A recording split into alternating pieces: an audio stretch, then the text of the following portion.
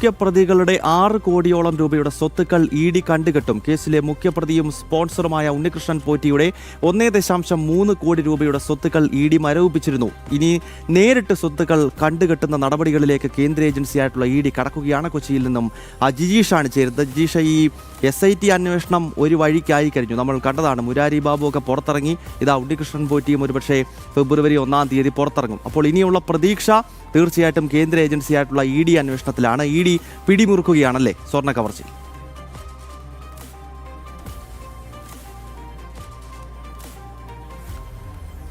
ഗൗതം പറഞ്ഞതുപോലെ തന്നെ ഇഡി ശക്തമായി തന്നെ അതിന്റെ അന്വേഷണം മുന്നോട്ട് കൊണ്ടുപോകുന്നു. SITയുടെ അന്വേഷണം പല ഘട്ടങ്ങളിലും ഏതെല്ലാം വഴിക്ക് തിരിഞ്ഞു എന്നത് നമുക്ക് കൃത്യമായി തന്നെ വ്യക്തമായതാണ്. പല ഘട്ടങ്ങളിലും കോടതിയിൽ നിന്നടക്കം വിമർശനങ്ങൾ SITക്ക് നേരിടേണ്ടി വന്നുവെങ്കിൽ ശരിയായ ദിശയിൽ തന്നെ ശക്തമായ അന്വേഷണം ഇഡി മുന്നോട്ട് കൊണ്ടുപോകുന്നു. അതിന്റെ ഭാഗമായിട്ടാണ് അന്വേഷണം ഏറ്റെടുത്തതിന് പിന്നാലെ തന്നെ വ്യാപകമായ റെയ്ഡുകളിലേക്ക് അന്വേഷണ സംഘം കടന്നതും ഏറ്റവും പ്രധാനപ്പെട്ട പ്രതിയായ ഈ തട്ടിപ്പുകളുടെ എല്ലാം സ്വർണ്ണക്കവർച്ചയുടെ എല്ലാം മുഖ്യ ആസൂത്രകനായി ഇതുവരെയുള്ള അന്വേഷണത്തിൽ കണ്ടെത്തിയിട്ടുള്ള ഉണ്ണികൃഷ്ണൻ പോറ്റിയുടെ 1.3 കോടി രൂപയുടെ സ്വത്തുവകകൾ മരവിപ്പിക്കുകയും ചെയ്തത്.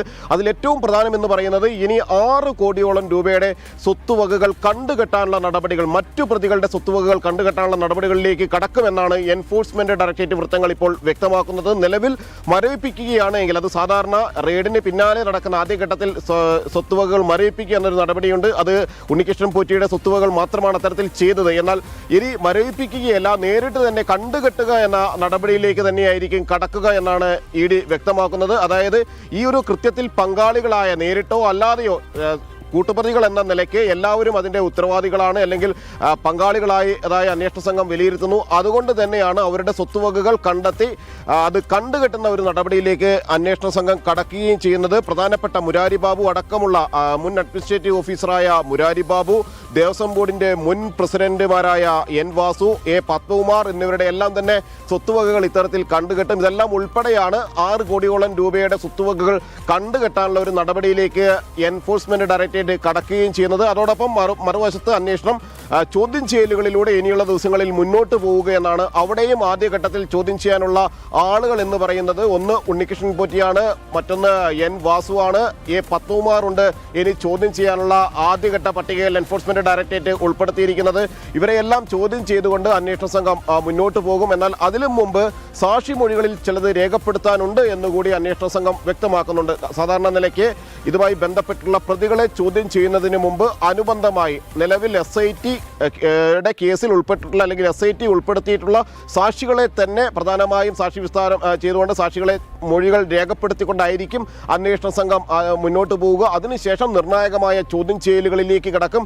വൈകാതെ തന്നെ ഇഡിയുടെ അറസ്റ്റുകളും ഈ ഒരു ശബരിമല സ്വർണ്ണ കവർച്ചയുമായി ബന്ധപ്പെട്ട് ഉണ്ടാവുകയും ചെയ്യും. ലഭിച്ചിരിക്കുന്ന രേഖകളുടെ പരിശോധന അന്വേഷണ സംഘം തുടരുകയാണ്. പല ഭാഗങ്ങളിൽ നിന്നായി നടത്തിയിട്ടുള്ള റെയ്ഡിൽ ഇവരുടെ എല്ലാം തന്നെ ഈ പ്രതികളുടെ എല്ലാം ഭൂസ്വത്തുക്കളുടെ വിവരങ്ങൾ, അവർ നടത്തിയ മറ്റു സാമ്പത്തിക ഇടപാടുകളുടെ വിവരങ്ങൾ എന്നിവ ലഭിച്ചിട്ടുണ്ട്. ഒപ്പം തന്നെയാണ് ചില രേഖകൾ, നേരത്തെ നമ്മൾ തന്നെ വ്യക്തമാക്കിയതുപോലെ ആ രേഖകൾ വ്യാജമാണോ എന്ന സംശയം അന്വേഷണ സംഘത്തിനുണ്ട്. അങ്ങനെ വ്യാജമാണ് എങ്കിൽ അത് നിർമ്മിച്ചത് ആരാണ്, എന്താണ് അതിൻ്റെ ലക്ഷ്യങ്ങൾ, ആരെ രക്ഷിക്കാനുള്ള ശ്രമങ്ങളാണ് നടന്നത് എന്നതടക്കമുള്ള കാര്യങ്ങൾ പുറത്തു വരണം. അത് സംബന്ധിച്ചുള്ള ഒരു അന്വേഷണം കൂടി എൻഫോഴ്സ്മെന്റ് ഡയറക്ടറേറ്റ് ഇപ്പോൾ ശക്തമായി മുന്നോട്ട് കൊണ്ടുപോവുകയാണ്. ഗൗതം.